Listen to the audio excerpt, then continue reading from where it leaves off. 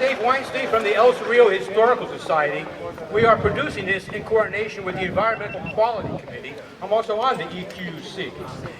This center that we're sitting in opened 50 years ago to this day. And there are people here who were here on that day. Maybe some of them I don't know. Is there anybody else who was here on August 5th, 1972? Raise your hand. All right, I see several hands raised.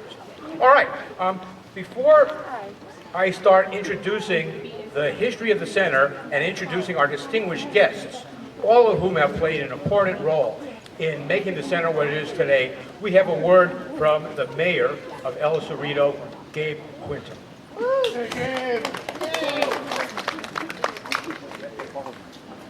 Good evening, everyone. It's great to be here for the 50th anniversary of the Recycling Center, and I remember this day. I was in elementary school when this opened, and I'm still here, so know how wonderful it is to see the continuance of this amazing recycling center. It's still going strong, and it will be even stronger in the future. We have been, I just want to say that we've been started this by, it's been started since the 1970s, and El Cerrito's leadership on environmental action goes back 5 decades, and that work continues. Just the past year, the City Council adopted an expanded foodware ordinance that prohibits the use of single-use plastic foodware. Something to be proud of. We adopted an ordinance requiring organic recycling in the curbside green waste bin. We recently passed a tree protection ordinance and became a Tree City USA. And we completed smaller projects like installing the EV charger station behind you here at the recycling center. There's more work to be done.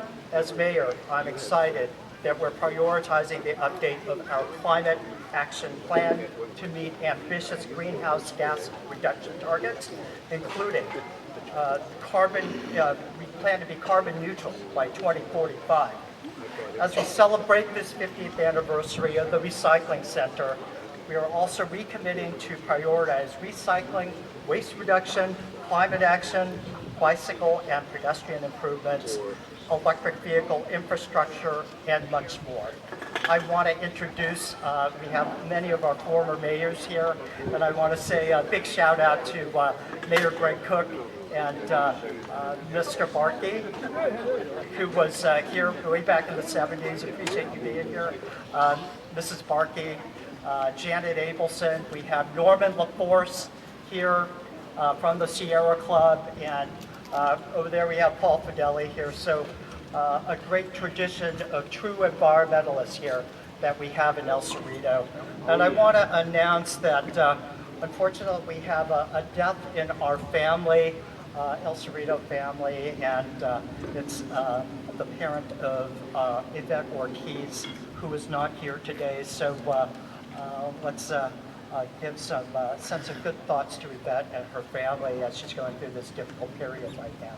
So I also would like to say congratulations to staff who headed this up, as well as my colleague and dear friend right here, Mr. Dave Weinstein. Thank you for all of that. And it was Dave at a cocktail party with the head of he was the chief architect of San Francisco City Hall, and through a cocktail party we discussed the El Cerrito Plaza plan in the future of putting a 21st century library there. So it's because of all your parties and the people that you bring there. This is how we got this idea, and I'm glad that it's coming into fruition. So again, thank you.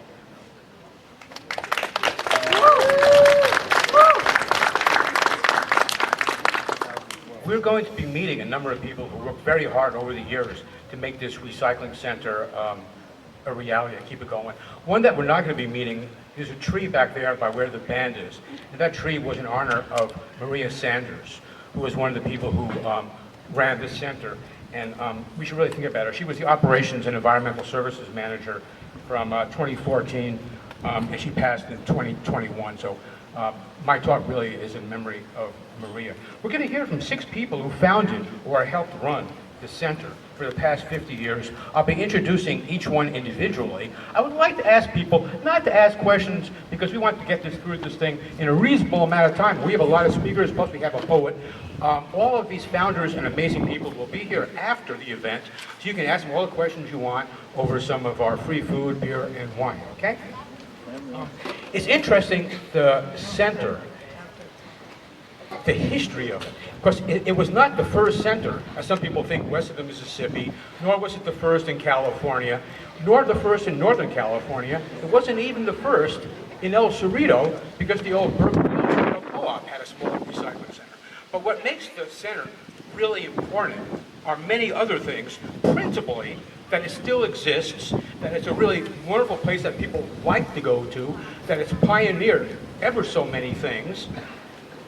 And none of that was a guarantee when it got started, when it was founded by volunteers who went to a brand new, newly, more or less liberal city council with kind of a crazy idea. Recycling, people weren't recycling back then. It was going into the trash. Earth Day was still a relatively new phenomenon, about 2 years old, and they came to the council, they said, let's try an experiment. Let's see if this works. You have some empty land at the old quarry, and the council said, what the heck, we don't think it'll work, but let's give it a shot. What do we have to lose? In the very beginning, it looked like the recycling center might even make money. Of course it didn't. And it's interesting how really, beloved this center is. Several times during the course of its existence, it looked like it actually might go out of business, including when I served on a task force in the 90s. And one of the questions before us was whether we should privatize recycling, whether the city should keep on running it. And the chairman of that committee mentioned that to his wife, and she said she would leave him if we got rid of the recycling. El Cerrito played an important role in recycling regionally and statewide. The bottle bill, for example, was passed and created in part by people working here in El Cerrito. Joel Witherall, the city community services, park and rec, and public works director, who really oversaw in general the center for 20 solid years. He was involved in all kinds of regional efforts. I think a lot of people forget or don't know that for a while, the recycling center here sent trucks to Pinole and Hercules and places to recycle. And they really advocated for really strong recycling statewide. Now it's interesting where we are here, because on the one hand, we're in a beautiful nature area. Bear in mind, there weren't nearly so many trees back in '72. Pictures then show this area, there was a scar. That hillside looked like a scar. So but we're also in a residential area. There's houses right there. Being in a residential area was both bad for the center, because at first they made a lot of money with people selling recyclables. Trucks and cars would line up down the street for a block and a half to sell stuff, and they're bringing the bottles here, crash, bam, crash, bam. There was a lot of activity, and so one of the times the center almost went out of business was in the late 70s, early 80s, when neighbors complained and complained, and the city council said, we have to do something. And Joel Witherall said, okay, rather than close the center, let's take all of our industrial equipment, which we don't really own, it was a state grant, and we'll give it to Berkeley. And so all the industrial stuff happened there, and the center continued here. So that was kind of tough, having a residential neighborhood for the center, but it's my belief that if this center was in some industrial zone, where most recycling centers are, it would never have achieved the kind of community support and love that it has. So, and I do want to say that Joel Witherall and his daughter is here and her family, he was like the kind of bureaucrat. He was the kind of city official, city guy that you really want to have. He just took hold of this center. It was not central to his job, and he just made it work. Funding the thing, okay? It quickly became clear that recycling centers do not pay for themselves by selling newspapers, right? So to achieve a funding mechanism, and what he worked out, I believe, is essentially the way it still works today. And this is back in the late 80s, 90s. All right. Okay, so if you're interested in more about the recycling center, at the historical booth, there's a couple of books that I wrote on the history of it. So don't steal them, but do download it. It's called something like Where Recycling is a Pleasure. So you go online, El Cerrito Historical Society, and you can download it. Okay, so at this point, and don't forget, there's a person over there who can tell you any question you have about recycling. This can, that can, what do I do, okay? So you can speak to that person later. Meanwhile, let's get on with the program. Our first speaker is Ken Little, a student at UC Berkeley and UC Hastings College of the Law when the center was first getting going. He worked part-time for the city's park department at the time and served on various city council committees. He now continues his law practice in Walnut Creek, and he made it all the way from Walnut Creek here just to talk to us. So let's welcome Ken.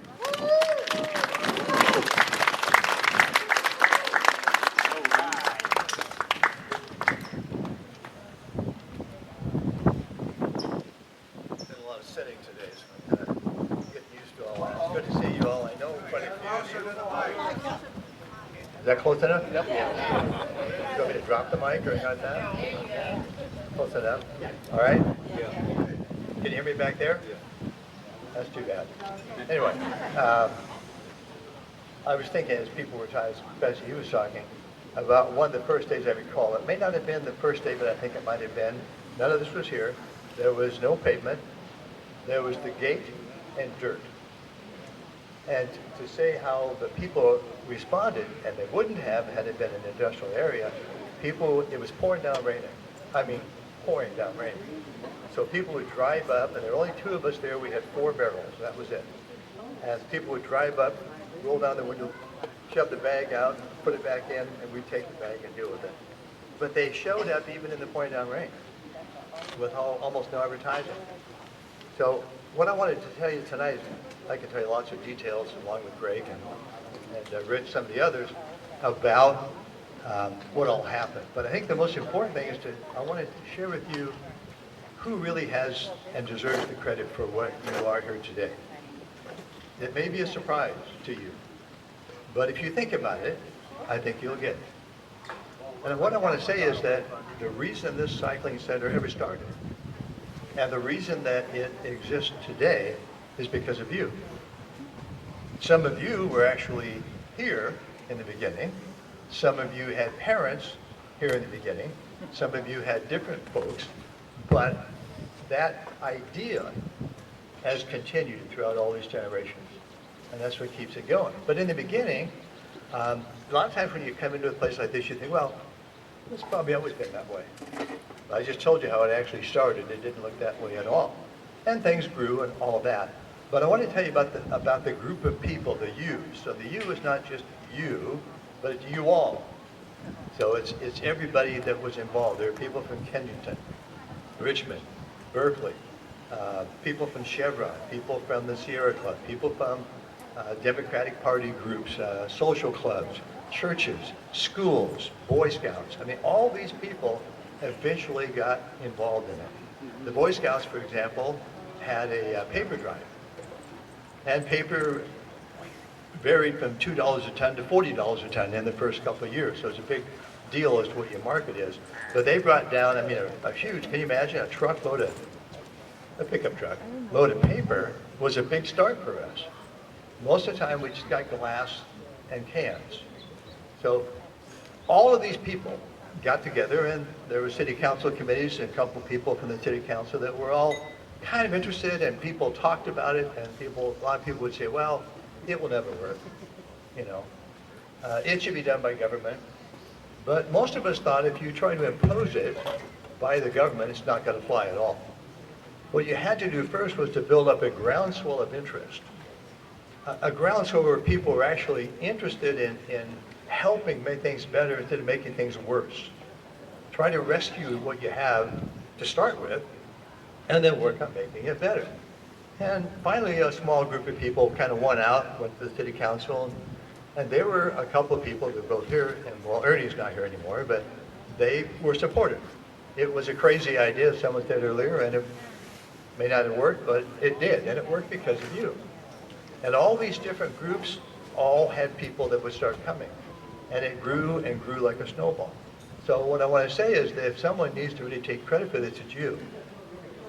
The people here today are here because this is here, and you're continuing to come. Some of them are pretty small, but they're going to grow up, and then they'll keep it going. So you need to keep it going, and all it takes is a little commitment from each one of you.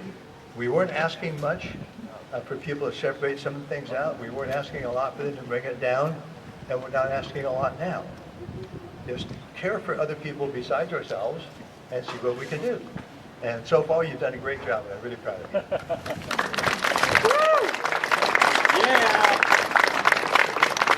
Thank you, Ken. Next up is Greg Cook.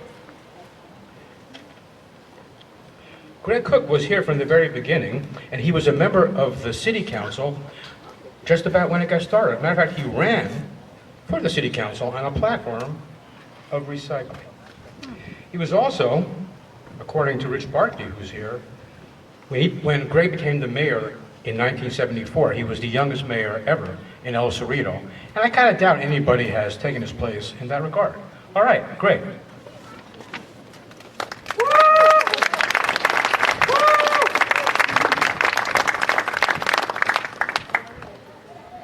Thanks, Dave. A couple of introductory comments I want to make. Ken, you couldn't have stated it more concisely and from your heart. Your statement about who owns this facility and why it exists today. I'm a little bit upset about that because my last comment on my note is to talk about the legacy. You took my words. The second comment I want to make is that, Dave, I may have had the honor of having been El Cerrito's youngest mayor. Shortly after that experience, I also became El Cerrito's youngest has-been when I left the council. So times change. I would like to talk a little bit about the history of the thing from my perspective. I'm going to, let me say first, the report, the study that Dave did is phenomenal. It's 63 pages. If you haven't, and there's an addendum to it, by the way, of a time frame, a list of all the dates that have happened from the 1972 city council election that brought all this about. I urge you to take advantage of his offer. If I've got it online, I don't have it live, I have it on my desktop at work. I'm not into this technology crap, but I do have it on my desktop. So if any of you are interested, give me an email address and I'll be happy to send you a copy of it, because it's a big thing close to my heart, but more importantly, it's a major instructive piece about what went on in El Cerrito at that time and continues today. Dave put me on the agenda as a founder. I'm not a founder. I looked up what that means, and I didn't create it. I was not the initiator, was not the originator. I was here in the mud, by the way, Ken, but the people who began this, quite frankly, without getting too deep into politics, was the El Cerrito Democratic Club. There were a number of people, and some of those names I hope you can remember, and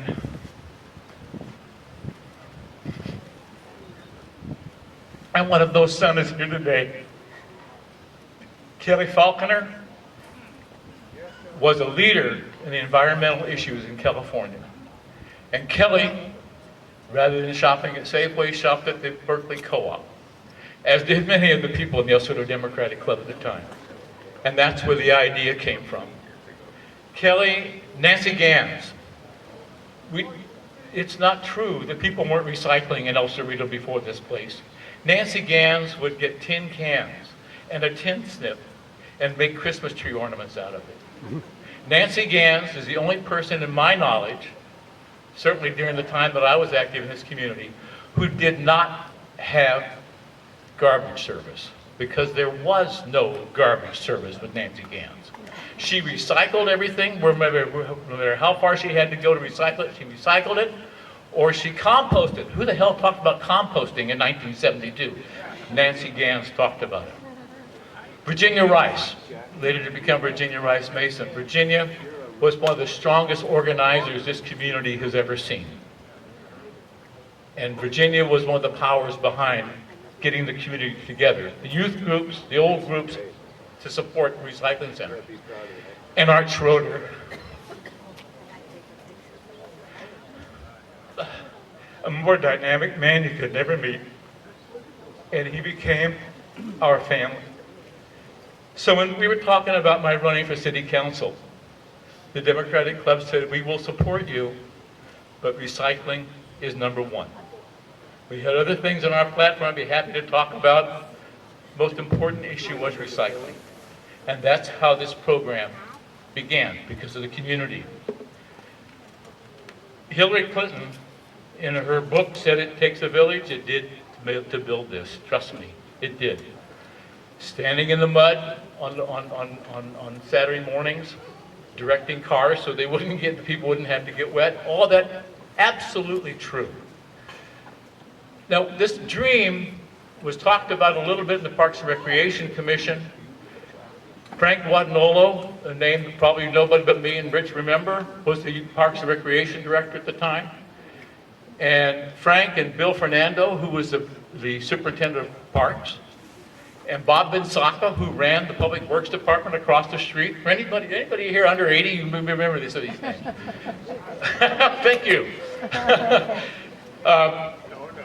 And Russ Melquist, who was the city finance guy, and Russ's role was, he wasn't happy about this whole idea because we had barrels, and people would bring their glass in, and we had kids, or people who weren't real bright, breaking those things up. And Russ was furious because of the insurance obligation, the liability that was facing the city.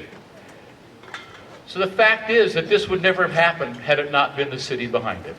Not because the community wasn't interested, but because you're sitting on city property. The city had a responsibility, a legal responsibility, to ensure whatever went on there, and without the city's support, it wouldn't have happened. And that support came in many, many ways. I was fortunate to have been elected to the city council to provide leadership on the center. I refer to myself as a midwife. I just helped give birth to the thing. I didn't do the whole thing by myself. And the council endorsed it and supported it 100%. Rich Barkey was the mayor of El Cerrito at the time. Without Rich's support, this wouldn't have happened. Ken Burnt was the vice mayor. Ken was extraordinarily supportive, and Ken used to tease me that the only time I came to El Cerrito was to go to the recycling center. This is after we left town. Ernie Del Simone was elected at the same time that Gary McLaren and I were elected. And Ernie, when I left the city council in 1976, Ernie said, I want to be the new steward for the recycling center. Ernie is responsible for the glass crusher. You're going to hear about it a little later. Ernie is the one who convinced, this is what I remember, Ernie is the one who convinced, I think we called him Standard Oil at the time. They were still polluting the air back in those days, maybe more so. But nonetheless, Standard Oil gave the city the money to build this thing. They were responsible for building not designing it, not making it work. They were responsible for putting up the capital to make the thing work. Gary McLaren, who today lives in Montana, wanted to be here today. Rich, Gary, and I continue to stay in touch with each other frequently. And Gary's son's son and son's son are visiting Gary and his wife Kay today in Montana. And were it not for that having been arranged 6 months ago, Gary McLaren would be here today because of his continuing support for the recycling center. So it wasn't one person, it wasn't one person, the one thing that made it happen. It was a whole group of people. El Cerrito was the second municipal, city-owned and operated recycling center, wholly dependent upon volunteers, but nonetheless, the second. The first was in Santa Monica. El Cerrito was the second. But the leadership that we got as a result of El Cerrito, the folks in El Cerrito did at the time, to me is still amazing. Because I was the outspoken whatever of the program initially, the League of California Cities nominated me to be on the National League of Cities Environmental Quality Committee. Now frankly, that meant nothing, but that's what they did. Got my name on a plaque someplace. The League of California Cities named me to their Environmental Quality Committee, and I met two people who would be helpful going forward with this recycling center. The chair of the League of Cities Environmental Quality Committee at the time was a guy named Pete Wilson. And Pete Wilson, when he became governor, was very supportive of environmental issues in California. The other person who I met as a result of being on the Environmental Quality Committee and had years later had an opportunity to work with, someone Paul Fideli knows extraordinarily well and worked well with, is Byron Shear. So today, when you talk about bottle bills, any of the stuff in environmental stuff, environmental issues were born with the leadership of Byron Shear. And so I really lucked out on this deal. And then finally, because of Rich, I was named as Contra Costa County Mayor's representative to the Solid Waste Management Board, the first one, the initial one in Contra Costa County. It was not an easy, not just me, it was not an easy thing to do because there was opposition. And some of the opposition, the loudest opposition came not from within El Cerrito, outside El Cerrito. The garbage men didn't like this idea at all. They didn't want to be responsible for it, they didn't want to be part of it. But in peeling that onion, and I want to say that's not true about the Fagonis. Fagonis, who at the time, I don't know if they still are or not, had the franchise for garbage service in El Cerrito. The Fagonis were fine. But the folks who owned the landfill didn't like it with a damn, because they were paid for every ounce of garbage that was dumped in their landfill. They made money. And so it was a money deal. And the biggest opposition we had to this center came from Sunset Scavenger Company in San Francisco. And those folks did not like this idea at all. But we were able to overcome that because of the strength of the community. I look at this thing as a legacy to Rich, to Gary, Ken and Ernie, to myself, more importantly, to all of you. Who would have thought 50 years ago, standing in the mud, taking glass, giving it to kids to break up. And today, look what we have. Thank you for what you've done.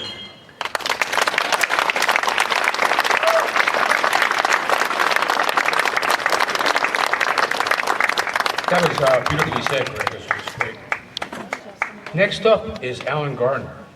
Alan Gardner, who lives just up the hill from here, right above the recycling center. He built the first glass crusher for Elsie Recycling in 1972. Helping the community has been his life theme.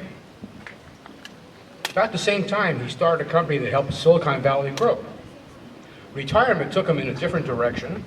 His next company built a medical device for people having chronic pain that persists after other interventions have failed. So you see that he's a guy of real success and accomplishment, and one of his early accomplishments he's going to talk to us about right now. Okay, Alan.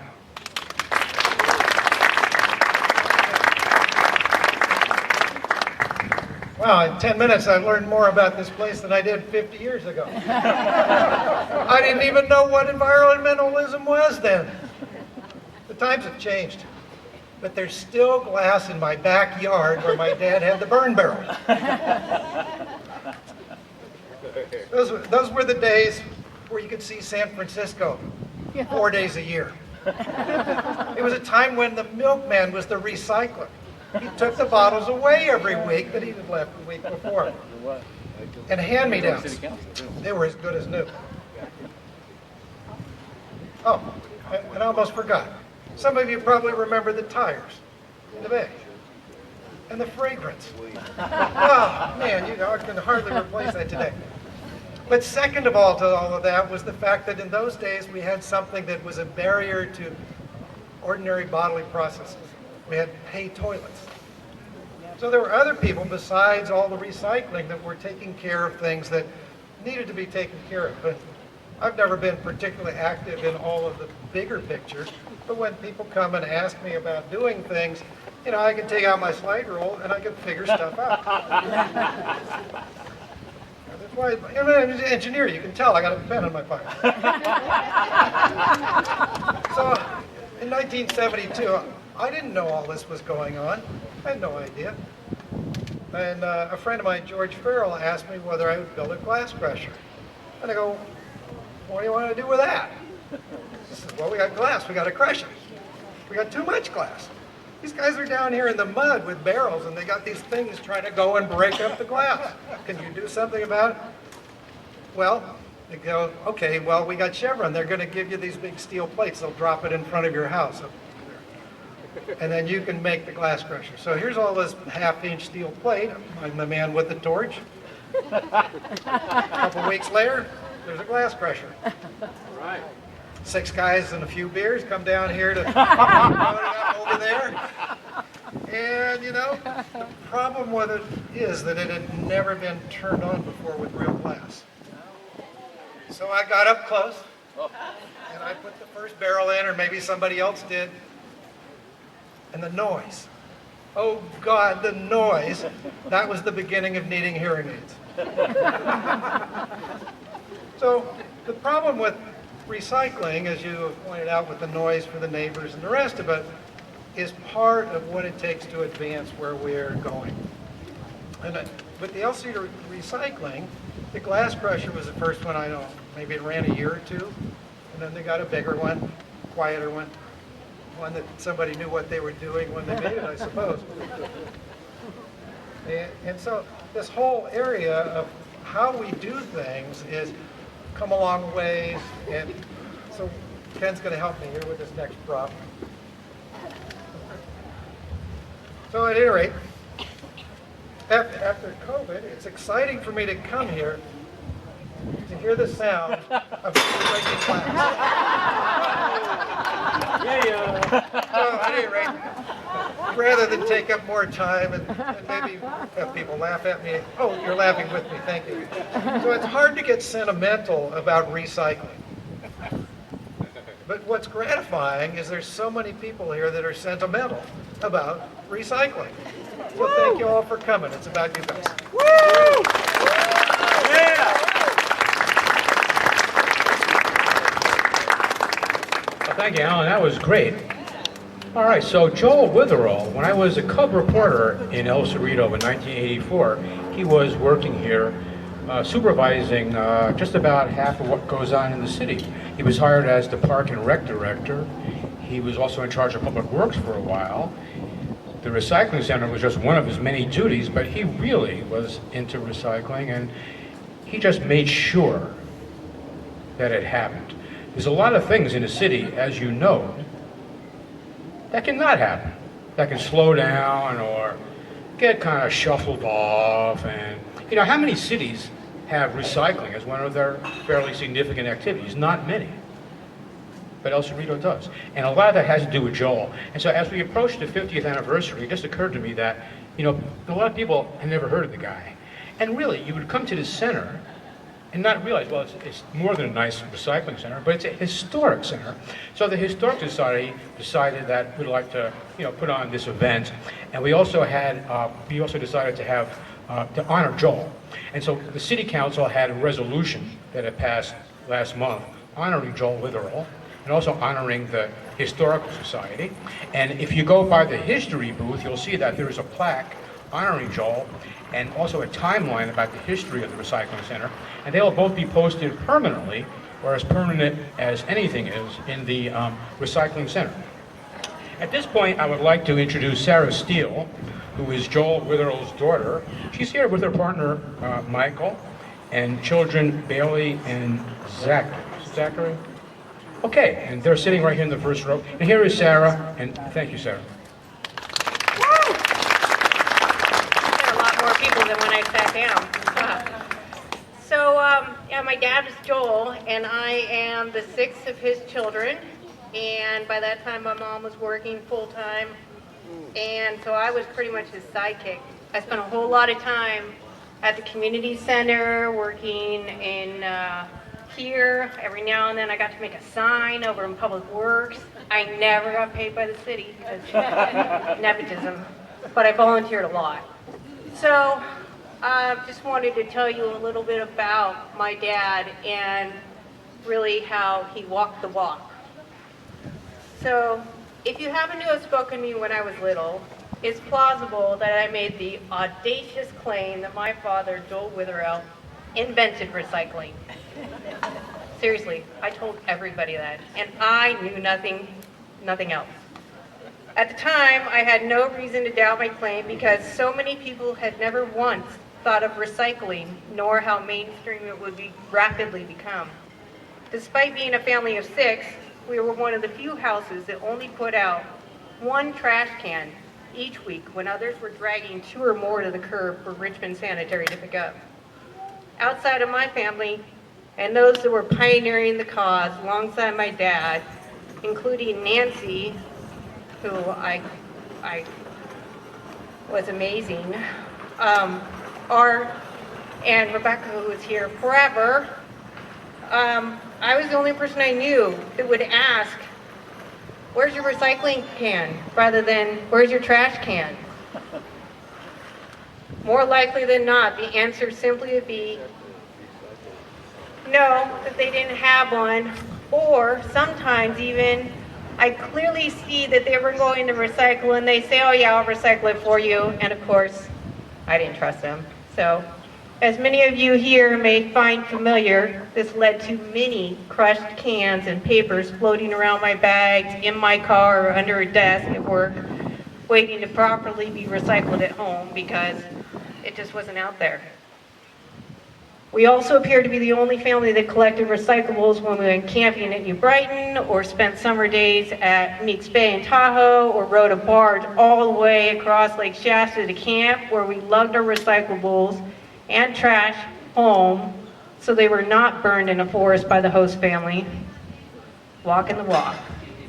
My dad would tuck a stack of paper grocery bags under his arm when we would walk into high school football games. Deanza, my sisters were cheerleaders, keeping himself busy and me, and would leave paper bags, we would leave with paper bags stuffed to the brim with already crushed cans. But this wasn't my dad's side hustle.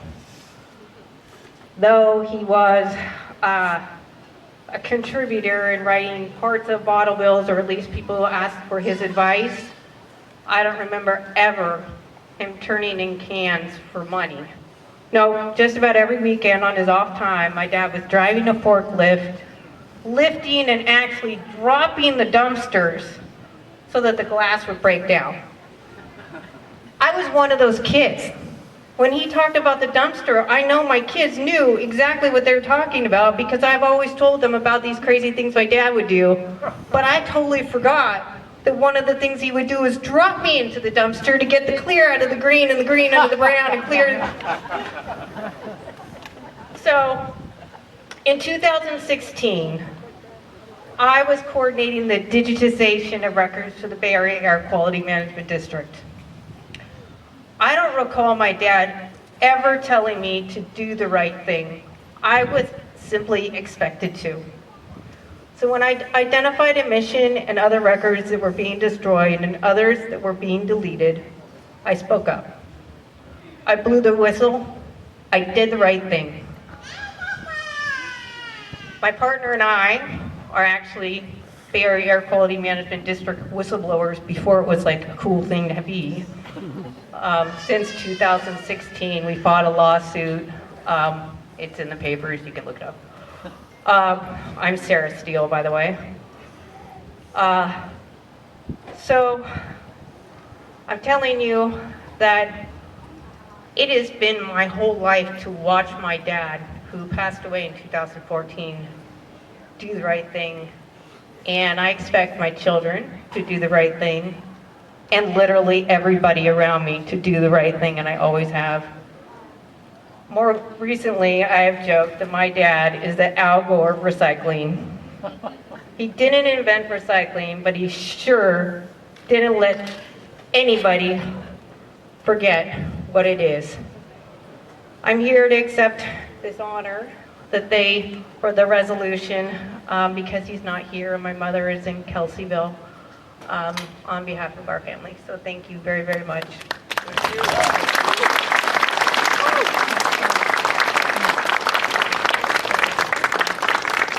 Hey, Sarah, thank you very, very much. It's really good to hear such heartfelt memories about Joel and the work that he did. Our next speaker is Becky Dadakin, who was, she helped run the center.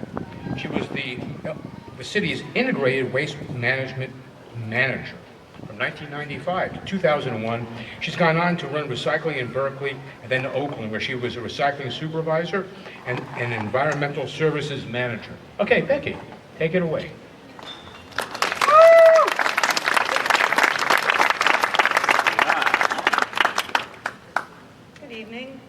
I started working at the El Cerrito Recycling Center in 1988 as a part-time recycling worker.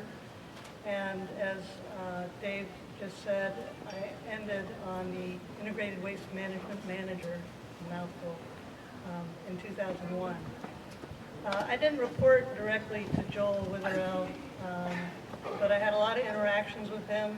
Everything that Sarah just said rings true, and I remember meeting Sarah at one place or another.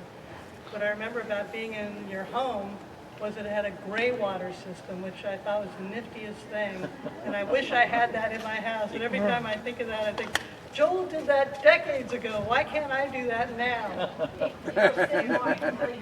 He was ahead of his time. When I got here, I was a fairly recent college graduate, and I knew everything about recycling. Nobody could tell me anything. I knew it all.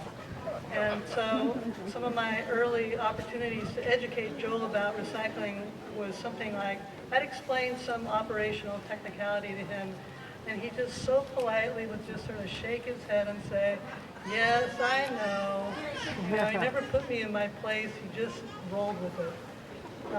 Joel, as some people have alluded to, Joel's influence crossed out of the boundaries of corporate boundaries of El Cerrito and influenced recycling in Northern California generally and in all the nearby cities.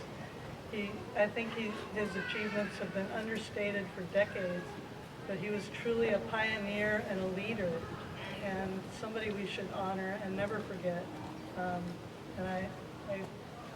That's all I have to say. It was a pleasure to work with him. Thank you, everyone.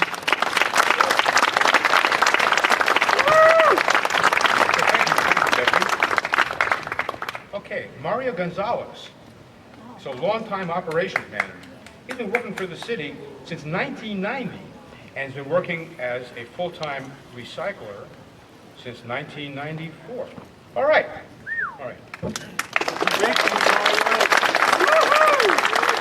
Hello, everyone.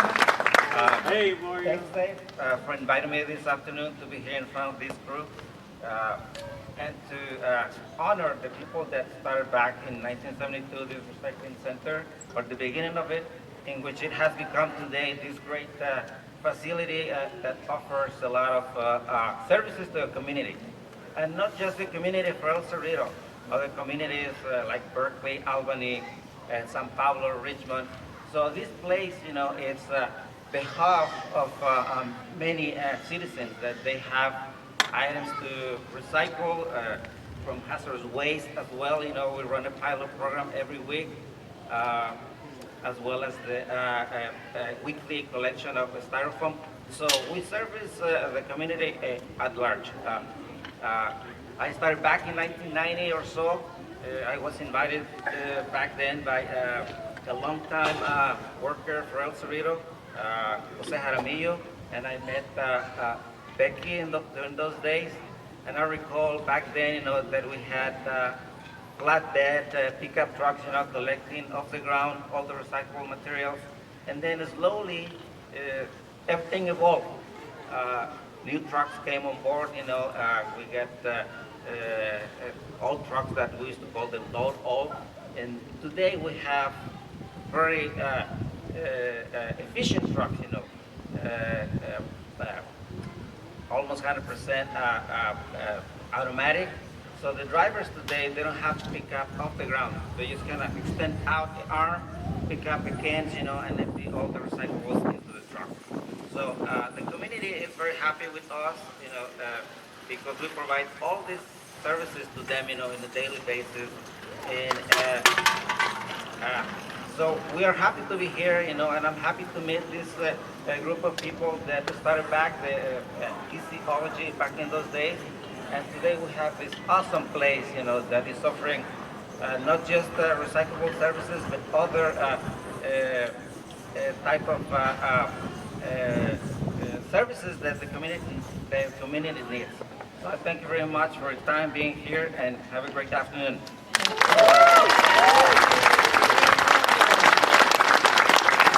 All right, Mario, thank you very much. Now we'd like to conclude the speaker portion by inviting the city's poet laureate, Evelyn Mitchell, to read a poem.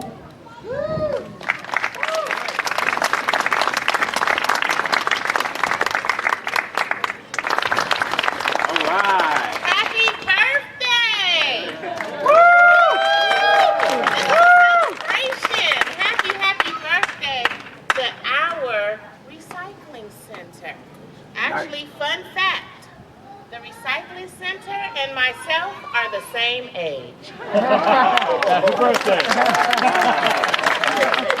So 1972 is significant to us all. When I was asked to join the EQC, and in our planning for this, it has been so exciting. I'm fairly a new member to the EQC, but I am happy and willing and wanting to do the work. And here is kind of where we all started, because it helps save our environment. So, and the poem is as follows. Sometimes it's accidental sentimentals or wanted and unwanted subliminals. This place serves as the city's environmental heartbeat. It's a place to come that's really, really enjoyable. A few years before '72, it took the strength of some housewives to put a stop to unwanted dumping in our neighboring city, Albany. No longer a student at UC Berkeley, Mr. Witherall and Ken Little's proposal birthed ECology. The center is much more about community as it is commodity. We attract people from near and far of like-minded mentality of wanting to recycle and protect our environment, you see. It became the needle in the haystack, an unpolished pearl. There's no other like it. It has been imitated, but never duplicated. It's a place where someone's trash can be another's treasure. Wow. This center grew and grew so much that when the city took over, it was able to stay open 7 days instead of 2. Most cities yearn to have a place as beautiful and organized as this one-stop shop, where recycling is a pleasure. Because El Cerrito has always been a leader in taking action to protect our environment.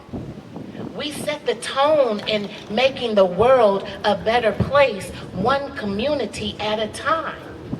So as our center has improved over the years, so have we. It does not look like we are a half a century. So sometimes it is those accidental sentimentals or wanted and unwanted subliminals. This place serves as the city's environmental heartbeat. It's a place to come that's really, really enjoyable to you and me. Thank you.